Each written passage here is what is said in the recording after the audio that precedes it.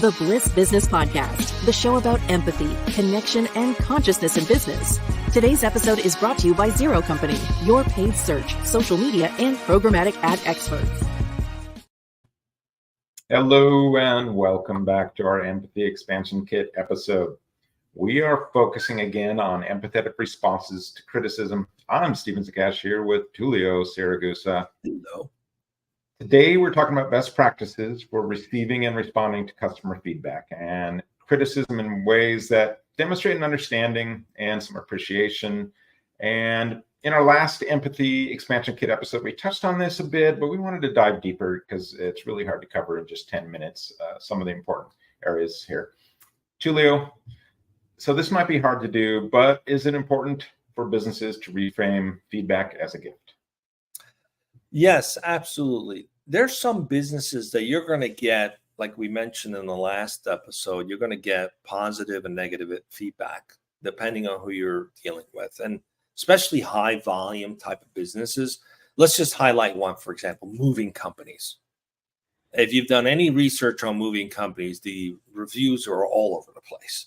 There's not one single moving company that has all the top reviews. I mean, there's some that have higher reviews than others, but you'll find with every good review, there's a negative one, and the negative ones, if the feedback from the company is empathetic, they soften the whole problem. But if the feedback is defensive, then it just turns people away. I just went through this experience personally. And one of the moving companies, the feedback, like the people responded, they were defensive. And I was like, do I want to do business with a company that if I raise an issue, they just get defensive about it? Even if they're right, just having that attitude, I didn't feel comfortable with that. Like they don't understand me. This is so stressful, this whole process of moving. There's no empathy in the process that I'm going through. I know this is your business, but this is a big deal. You could be a little more human-like in your response, right?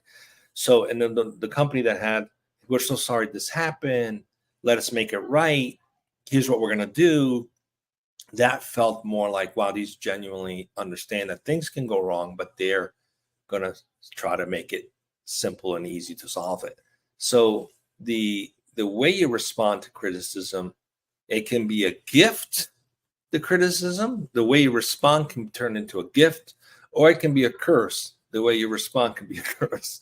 If you're defensive and have attitude, it's not going to work for you. But if you're humble and empathetic and you stay in this frame mind of connection, you're going to have a lot of success. And that's the key thing. It's not about being right. Even if the customer says something that's so out of left field that they're so wrong about it, and you know that they're wrong about it. It's not about being right. It's about maintaining connection. And that requires tremendous empathy and tremendous humility to be able to say, what's the higher purpose here? I want to maintain connection. And I'm also having other people watching how I maintain connection. So what I say and how I say it's going to either be a gift for other people to say, these guys are nice guys I want to do business with, or it's going to be a curse that's going to show my cards as just having an attitude, trying to be right and argumentative, even if I am right. And it's like being in a relationship with people in real life, right? We either strive for connection or strive to be right. And sometimes trying to be right ends up destroying a relationship. So it's the same principle, really. So, this makes me think about how AI is coming online with some of these customer feedback loop, channels and things like that, and how AI is actually scoring higher than humans in a lot of areas here. And I think it's kind of what you hit on a little bit. It's these triggers, right? We're human.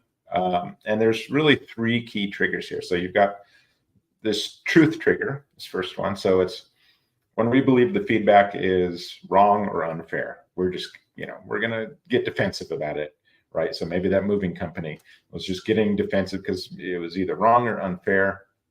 Whereas, something like AI would be a little bit more treating it as a gift in some way and thanking someone and expressing a little gratitude for the feedback, even though it's totally, not right. And it could go into the process of explaining that really well without being totally triggered. So there's this other trigger. It's the relationship trigger. So this is when we're affected by who's giving the feedback. So you'll see this in, maybe it's a client related business where it's just, people and people really well, or it could be your boss or employee, something like that. And there's all this built up maybe relationship and resentment or whatever in there. So we're going to be triggered sometimes because there's history involved in that.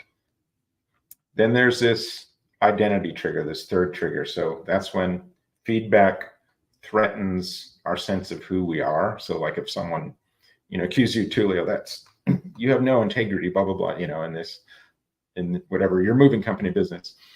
And you're very, centered on integrity. That's one of your key values. You're going to get defensive with that. And again, this is where AI sometimes is just going to handle it better.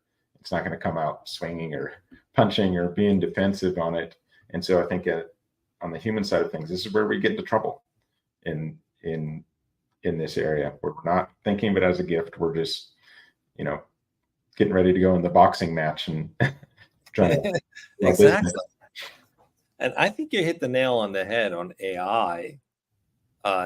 This is where the biggest opportunity and where the gift really comes to life is you can set it up and train it to, you can cut and paste a comment or criticism and say, I want to have an empathetic response to this. You can give it some input on the values you want to highlight, and it'll write it in such an eloquent way that will validate the concern, validate the end user. It's not about making them wrong, right? So you're not competing. You're just trying to get them over to your side. And then it subtly can plant the seed for how do we solve this?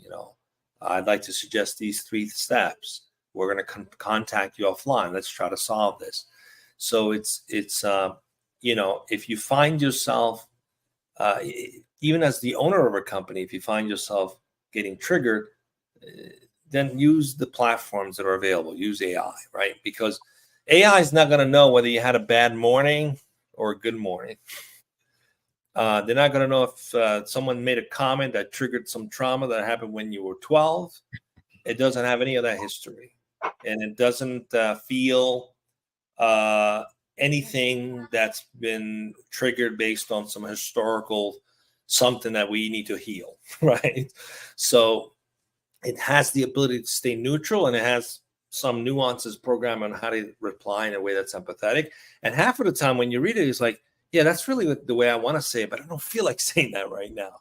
But that's the right way to say it. So use that, because you can actually create better connection by doing that. And people love a hero story, right? The person who's we watch these movies, the person falls and they go through these struggle and then they rise, right? That's kind of like the human hero story, the fall and the rise. So if you do it right, that comment makes you look like you fell, but you can rise by the way you handle it. And AI will play a big role in enabling that. So if you're in the kind of business that has a lot of feedback, a lot of criticism, a lot of reviews, use AI to respond to some of these things in a very empathetic way. It's going to elevate your business. Well, it's a marketing opportunity, like you mentioned, absolutely. Like you're looking at the moving companies. So, and you're looking at these reviews. There's a stat by Bright Local says 82% of customers read online reviews for local businesses. So this is absolutely a marketing opportunity here. And if you screw that up, whoever's handling this, the marketing team is going to be like, great, thanks. Now we're, 3 stars or whatever. It's absolutely should be treated as kind of that marketing gift. Like, hey, let's really show what we can do here and what we're about, right? That's really, when it gets down to it, this is really an opportunity to increase your retention rates, increase your profitability, everything that marketing tries to do. It's changing the relationship with criticism too. It's not, because often the way we respond, the sort of automatic response is, I'm not good enough. Therefore, someone's criticizing me. So it doesn't make you feel good. So now you're defensive because you don't want to feel like you're not good enough. It's kind of a thing, right? It's an epidemic, like this sense of not being good enough. It's a worldwide epidemic. So it triggers that in different ways. And so, but you can't leave room for that, in these scenarios, because if your attitude is, what can I learn from this? How can I repair this? How can I build connection from this? Then you actually can flip the switch, so to speak, in something that would have been a negative scenario and showcase yourself, being the better person, the taking the higher road.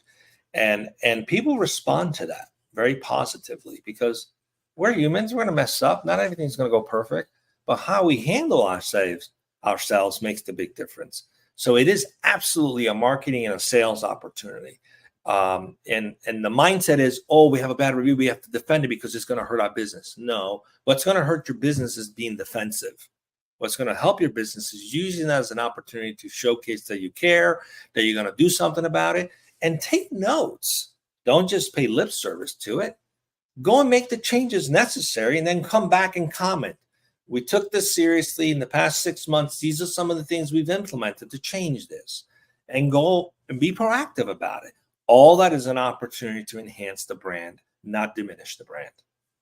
Yeah, I like that idea, going back, down the line. Hey, here's several changes we made.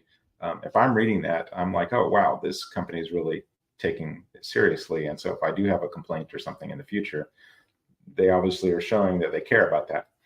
If you want to dive deeper, check out a good book. It's called Thanks for Feedback, Science and Art of Receiving Feedback Well. That's it for today's edition of our Empathy Expansion Kit. Tune in tomorrow for our Thursday guest appearance, and we will see you on the next Business Podcast.